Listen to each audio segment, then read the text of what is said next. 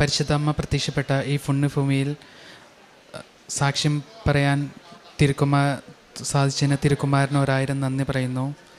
എൻ്റെ പേര് ഫെബിൻ ജോസ്. ഞാൻ തൊടുപുഴയിലുള്ള മുതലക്കുടം ഇടവകയിൽ നിന്ന് വരുന്നു. ഞാൻ ആദ്യമായി ഉടമ്പടി എടുത്തത് 11 തീയതി 12-ാം മാസം 2023 എൻ്റെ ഒരു പ്രത്യേക നിയോഗം എന്ന് പറയുമ്പോൾ എനിക്ക് PTE എക്സാം പാസ്സാവണമെന്നായിരുന്നു. ഞാൻ ഡിഗ്രി പാസ്ഔട്ടാണ്. ഞാൻ വിദേശ പഠനത്തിന് വേണ്ടി ശ്രമിച്ചുകൊണ്ടിരിക്കുകയായിരുന്നു. ഞാൻ ആദ്യമായി ഉടമ്പടി എടുത്തത് 11/12/2023 ആണ്. എൻ്റെ പ്രത്യേക നിയോഗം എന്ന് പറയുമ്പോൾ PTE എക്സാം പാസ്സാവണമെന്നായിരുന്നു. അപ്പം ഉടമ്പടി എടുക്കുന്നതിന് മുമ്പ് ഞാൻ ഒരു തവണ ട്രൈ ചെയ്യുകയും അതിൽ ഫെയിലാവുകയും ചെയ്തായിരുന്നു. പിന്നെ 11-ാം തീയതി വന്ന് ഉടമ്പടി എടുത്തപ്പോൾ അന്നത്തെ ഒരു പ്രത്യേക നിയോഗം എന്ന് പറയുമ്പം എനിക്ക് ഈ PTE എക്സാം പാസ്സാവണമെന്നായിരുന്നു. അന്ന് മുതൽ ഞാൻ കൃപാസനത്തിലുള്ള സാക്ഷ്യങ്ങൾ കേൾക്കുമായിരുന്നു. അപ്പോൾ അതിൻ്റെ ഉറച്ചു വിശ്വസിച്ചുകൊണ്ട് ഞാൻ വീണ്ടും 20 ദിവസത്തിനുള്ളിൽ വീണ്ടും ഡേറ്റ് എടുക്കുകയും അന്ന് എക്സാമിൻ്റെ സമയത്ത് ഞാൻ ഇവിടുന്ന് ഉള്ള കൃപാസനത്തിൽ ഉപ്പും തൈലവും പരീക്ഷാ ഹാളിൽ ഉപയോഗിച്ചു. അന്ന് പരീക്ഷാ ഹാളിൽ കൃപാസനത്തിൽ ഉപ്പ് വിതറുകയും പിന്നെ ഉടമ്പടി തൈലം എൻ്റെ PTE എക്സാമിൻ്റെ കമ്പ്യൂട്ടറിനകത്ത് കുരിശ് വരയ്ക്കുകയും ചെയ്തു. വിശ്വാസ പ്രമാണവും ചെയ്യുകയും ചെയ്തു. പരീക്ഷ ഏകദേശം എനിക്ക് പാടായിരുന്നു. എന്നാലും റിസൾട്ട് വന്നപ്പോൾ എനിക്ക് ഉദ്ദേശിച്ചതിനേക്കാളും കൂടുതൽ മാർക്ക് കൃപാസന മാതാവ് വഴി ഈശോ തന്നു. രണ്ടാമത്തെ എൻ്റെ സാക്ഷി എന്ന് പറയുമ്പം എൻ്റെ കോളേജിൽ UGC സർട്ടിഫിക്കറ്റ് അംഗീകാരമില്ലായിരുന്നു.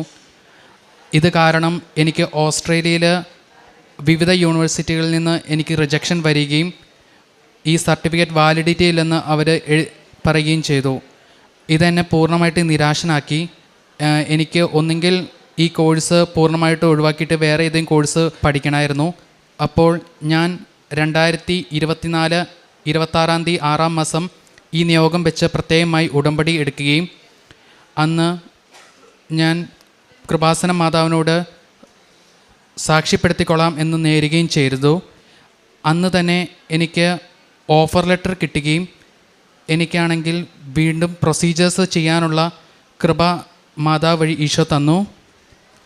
അന്ന് എന്നോട് ഏജൻസിക്കാർ UGC സർട്ടിഫിക്കറ്റ് ഇല്ലാത്തതുകൊണ്ട് കുറേ റിജക്ഷൻസ് വരുമെന്ന് പറഞ്ഞു. പക്ഷേ ഞാനത് കൃപാസന മാതാവിൻ്റെ ഉടമ്പടിയിൽ ഉറച്ചു വിശ്വസിച്ചു. എനിക്കത് കിട്ടുമെന്ന് തന്നെ ഞാൻ വിശ്വസിച്ച് പ്രാർത്ഥിച്ചുകൊണ്ടിരുന്നു. അതിൻ്റെ ഇടയ്ക്ക് അച്ഛൻ്റെ ടോക്കുകളിൽ ഞാൻ ഇങ്ങനെ പ്രാർത്ഥിച്ച പെട്ടെന്ന് റിസൾട്ട് കിട്ടുമെന്ന് പറഞ്ഞു. അച്ഛൻ കൃപാസന മാതാവ് എൻ്റെ അമ്മയുടെ പ്രത്യക്ഷീകരണത്തെ സാക്ഷിയാക്കി എന്നെ ഉയർത്തണമേ എന്ന് പ്രാർത്ഥിക്കാനുള്ള ഒരു ടോക്ക് അച്ഛൻ പറഞ്ഞു. ഞാനത് കൂടെ പ്രാർത്ഥിച്ചുകൊണ്ടിരുന്നു. പിന്നെ എൻ്റെ പ്രൊസീജിയർ പേപ്പേഴ്സിൽ എല്ലാം ഞാൻ ഉടമ്പടി തൈലം പുരട്ടുകയും അത് സബ്മിറ്റ് ചെയ്യാൻ സമയത്ത് അത് ഏജൻസി പോയി അവിടെ കൃപാസന മാതാവിൻ്റെ ഉപ്പ് വിശ്വാസ പ്രമാണം ചൊല്ലി ഇടുകയും ചെയ്തു. അന്ന് എന്നോട് ഏജൻസിയിലെ മാഡം പറഞ്ഞു, ഇത് പൂർണ്ണമായിട്ട് റിജക്റ്റ് ആവാൻ സാധ്യതയുണ്ട്, കാരണം UGC അപ്രൂവൽ ഇല്ല. അപ്പോൾ ഞാൻ ആ മാഡത്തിനോട് പറഞ്ഞു, എനിക്കൊരു പേടിയില്ല, കാരണം ഞാൻ കൃപാസന മാതാവിൻ്റെ ഉടമ്പടി എടുത്തിട്ടുണ്ട്.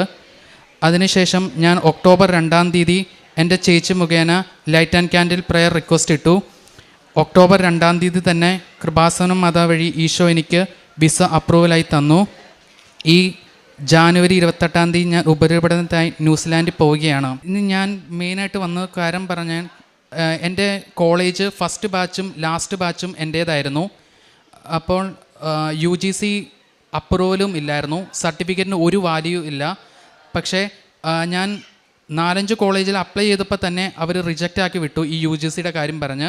പക്ഷേ കൃപാസന മാതാവിൻ്റെ ഉടമ്പടി എടുത്തതിന് ശേഷം ഞാൻ UGCക്ക് നോക്കാണ്ട് അപ്ലൈ ചെയ്ത കോളേജിൽ തന്നെ എനിക്ക് അഡ്മിഷൻ ലഭിക്കുകയും പാവപ്പെട്ടവർക്ക് എന്നെ സഹായിക്കും വിധം ഞാൻ പൈസ കൊടുക്കുമായിരുന്നു.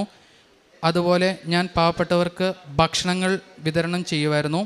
പിന്നെ എൻ്റെ ഏറ്റവും വലിയ അനുഗ്രഹം എന്ന് പറയുമ്പം ഇവിടുത്തെ പത്രം ഞാൻ എവിടെ കിടന്ന് എനിക്ക് ലഭിച്ചാലും ഞാൻ അത് ബസ് സ്റ്റാൻഡിലും ഓട്ടോ സ്റ്റാൻഡിലും കൊടുക്കുമായിരുന്നു.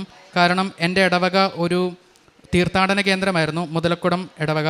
അപ്പോൾ അവിടെ എല്ലാ ആഴ്ചയിലും കൃപാസനം പത്രങ്ങൾ ടേബിളിൽ 3-4 സെറ്റായിട്ട് ഇരിപ്പുണ്ടായിരിക്കും. അപ്പോൾ അതെല്ലാം ഞാൻ എടുത്തുകൊണ്ട് ഓരോ സ്ഥലത്ത് ഓട്ടോ സ്റ്റാൻഡുകളിൽ ബസ് സ്റ്റാൻഡുകളിൽ എല്ലാം അമ്മയുടെ അനുഗ്രഹങ്ങൾ പ്രത്യേകം പറഞ്ഞ് കൊടുക്കുമായിരുന്നു. പ്രത്യേകമായി പിന്നെ അതുപോലെ എനിക്കൊരു അനുഭവം ഉണ്ടായത്, ഞാനാണെങ്കിൽ പോലീസ് ക്ലിയറൻസ് സർട്ടിഫിക്കറ്റിന് വേണ്ടി എറണാകുളത്ത് പോവുകയും എറണാകുളത്ത് തിരിച്ചു വരാൻ സമയത്ത് ഞാൻ എല്ലായ്പ്പോഴും കയറുന്ന ഒരു കപ്പേളയുണ്ടായിരുന്നു. ആ കപ്പേളയിൽ ഞാൻ അന്ന് പോലീസ് ക്ലിയറൻസ് സർട്ടിഫിക്കറ്റ് എനിക്ക് ലഭിക്കാത്തതുകൊണ്ട് ഞാൻ ആ വിഷമതയിലായിരുന്നു. ഞാൻ ആ കപ്പേളയിൽ കയറാണ്ട് പാസ് ചെയ്തു പോയി. പക്ഷേ എൻ്റെ ഉള്ളിൽ നിന്ന് ഭയങ്കര ഒരു പ്രേരണ തിരിച്ചു പോകാൻ. അപ്പോൾ ഞാൻ തിരിച്ചു പോവുകയും തിരിച്ച് അവിടെ ചെന്നപ്പോൾ കപ്പേളയിൽ കൃപാസനത്തിൻ്റെ പത്രങ്ങൾ എല്ലാം ചിതറി അവിടെ കിടക്കുമായിരുന്നു. ഞാൻ അത് ഉടൻ തന്നെ ആ മുഴുവൻ പത്രങ്ങളും എടുത്ത് ഞാനാണെങ്കിൽ അടുത്തുള്ള ഓട്ടോ സ്റ്റാൻഡുകളിലും പിന്നെ ബസ് സ്റ്റാൻഡിൽ ഉള്ള എല്ലാവർക്കും ഞാൻ കൃപാസന മാതാവിൻ്റെ മഹാത്മ്യം പറഞ്ഞുകൊണ്ട് എല്ലാവർക്കും വിതരണം ചെയ്തു. എൻ്റെ പേഴ്സണൽ ജീവിതത്തിൽ മാറ്റങ്ങൾ വന്നതെന്ന് പറയുമ്പോൾ, ഞാൻ വിശുദ്ധ കുർബാനയിൽ ആകെ വെള്ളിയാഴ്ച ഞായറാഴ്ചയാണ് പങ്കെടുക്കാറ്. പിന്നെ വിശുദ്ധ കുമ്പസാരത്ത് പങ്കെടുക്കുക എന്ന് പറയുമ്പോൾ ഈസ്റ്ററിന്, ഡിസംബറിന് അങ്ങനെ പ്രത്യേക അവസരങ്ങൾ മാത്രമാണ്. പക്ഷേ ഞാൻ ഈ ഉടമ്പടി എടുത്തതിന് ശേഷം ഞാൻ ഒരിക്കലും വിശുദ്ധ കുർബാന മുടക്കിയിട്ടില്ല. ഇപ്പോൾ വിശുദ്ധ കുർബാന പങ്കെടുക്കാൻ സാധിച്ചില്ലെങ്കിൽ ഞാൻ ഓൺലൈനായിട്ട് വിശുദ്ധ കുർബാന കൂടും. പിന്നെ 2 ആഴ്ച കൂടുമ്പോൾ നിർബന്ധമായി ഞാൻ കുമ്പസാരിക്കുമായിരുന്നു. ഇതും പിന്നെ ബൈബിൾ വായന, ബൈബിൾ എനിക്ക് പൂർണ്ണമായിട്ടും വായിച്ച് തീർക്കുവാൻ സാധിച്ചു. അത് എൻ്റെ ജീവിതത്തിൽ വന്ന ഏറ്റവും വലിയ 3 മാറ്റങ്ങളാണ്. പുറപ്പാടിൻ്റെ പുസ്തകം 33:17 കർത്താവ് മോശയോട് പറഞ്ഞു, നീ ആവശ്യപ്പെട്ട ഈ കാര്യവും ഞാൻ നിനക്ക് ചെയ്തു തരും. എന്തെന്നാൽ നീ എൻ്റെ പ്രീതി നേടിയിരിക്കുന്നു, കൃപ നേടിയിരിക്കുന്നു. ഇന്ന് ഫെബിൻ ജോസ് തനിക്ക് വിദേശ പഠനത്തിന് മാസ്റ്റേഴ്സ് ഡിഗ്രിക്കുള്ള തനിക്ക് പോകാനുള്ള അവസരം ലഭിച്ചതിൻ്റെ സാക്ഷ്യം പങ്കുവയ്ക്കുമ്പോൾ ഈ സാക്ഷ്യത്തിൽ ഈ മകൻ പറയുന്നത്, ഞാനായിരുന്നു, ഞങ്ങളുടെ ബാച്ചായിരുന്നു ഞങ്ങളുടെ കോളേജിൻ്റെ ആദ്യത്തെയും അവസാനത്തെയും ബാച്ച്. അതായത് ആ കോളേജ് ഇപ്പോഴില്ല, പഠിച്ചതിൻ്റെ വാലിഡിറ്റി ഇല്ല സർട്ടിഫിക്കറ്റിന് UGCയുടെ.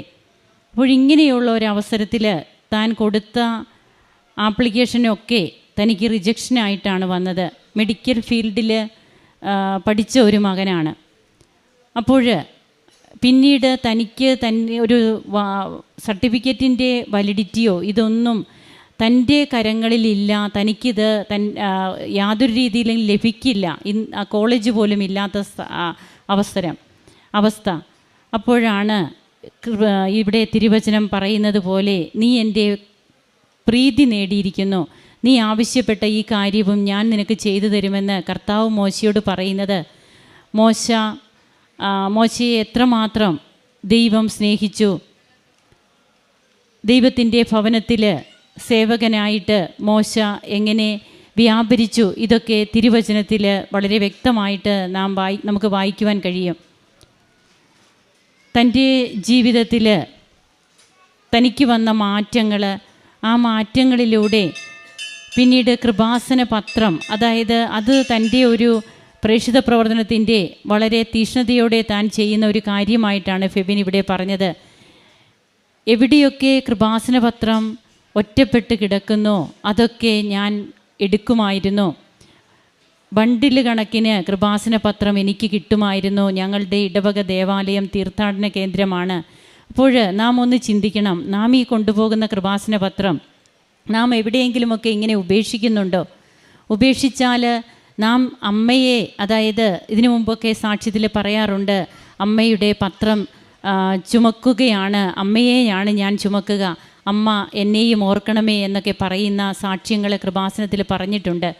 അപ്പോൾ നാം ഈ പത്രം എവിടെയെങ്കിലും വേസ്റ്റായിട്ടിടുമ്പോൾ അത് അങ്ങനെ നമ്മുടെ ജീവിതത്തെ നാം തന്നെയാണ് വിലയിരുത്തേണ്ടത്. ഈ പത്രം അങ്ങനെ ഇടാനുള്ളതല്ല. ദൈവവചനമടങ്ങിയ വളരെ വിലപ്പെട്ട ഒരു അമൂല്യ ഔഷധമാണ്. അപ്പോൾ ഇത് കൃപാസന പത്രത്തിലൂടെയാണ് ഇന്ന് ഏറ്റവും കൂടുതൽ കൃപാസനത്തിൽ കൃപകൾ കൊണ്ട് ഓരോ മക്കൾ നിറയുന്നതും അതുപോലെ തന്നെ ഏറ്റവും ട്രോള് നമുക്ക് ലഭിച്ചിരിക്കുന്നതും കൃപാസന പത്രത്തിൽ തന്നെയാണ്.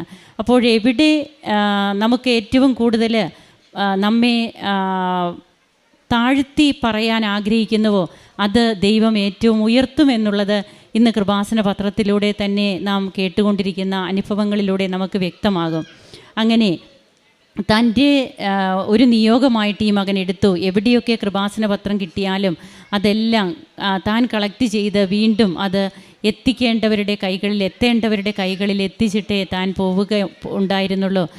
അതിൻ്റെ ഒരു കൃപയാണ് ഇന്ന് തനിക്ക് വാലിഡായിട്ടുള്ള ഒരു UGC റെക്കഗ്നിഷൻ ഇല്ലാത്ത അവസരത്തിലും തനിക്കിന്ന് ന്യൂസിലാൻഡിലെ ഒരു നല്ല കോളേജിൽ നിന്ന് പഠിക്കുവാനായിട്ടുള്ള സാഹചര്യങ്ങൾ തെളിഞ്ഞു എന്നുള്ളത്. അതുകൊണ്ട് തന്നെ it is not by merit but by grace. ഉടമ്പടിയുടെ പ്രധാനപ്പെട്ട കണ്ടൻറ്റുകളിൽ ഒന്നാണത്. നമ്മുടെ യോഗ്യതയല്ല, യോഗ്യതയുള്ള എത്രയോ വിദ്യാർത്ഥികൾ തങ്ങളുടെ സർട്ടിഫിക്കറ്റിൻ്റെ എല്ലാ പ്രൂഫുമായിട്ട് നിൽക്കുമ്പോൾ തനിക്കതില്ലാതിരുന്നിട്ടും തനിക്ക് എങ്ങനെയാണ് ഈ ഒരു വലിയ യാഥാർത്ഥ്യം തൻ്റെ ജീവിതത്തിൽ കൃപയാകുവാനായിട്ട് ദൈവം തനിക്ക് അവസരം തന്നത് എന്നുള്ളതാണ് ഇന്ന് ഫെബിൻ ഇവിടെ പങ്കുവയ്ക്കുന്നത്. തൻ്റെ വിശുദ്ധ കുർബാന, അതുപോലെ കുമ്പസാരം, ഇതൊക്കെ എങ്ങനെയായിരുന്നു, എന്നാൽ ഇന്ന് എങ്ങനെയാണെന്ന് ഈ മകൻ പറഞ്ഞു. ഒരു കാര്യം കൂടി നാം ശ്രദ്ധിക്കേണ്ടതുണ്ട്. ഓൺലൈൻ കുർബാനയല്ല നാം കൂടേണ്ടത്. നമുക്ക് എപ്പോഴെങ്കിലും ചാൻസ് ലഭിച്ചില്ലെങ്കിൽ ഓൺലൈൻ കുർബാന കൂടി എന്ന് നാം അതിൽ സംതൃപ്തി കണ്ടെത്തരുത്.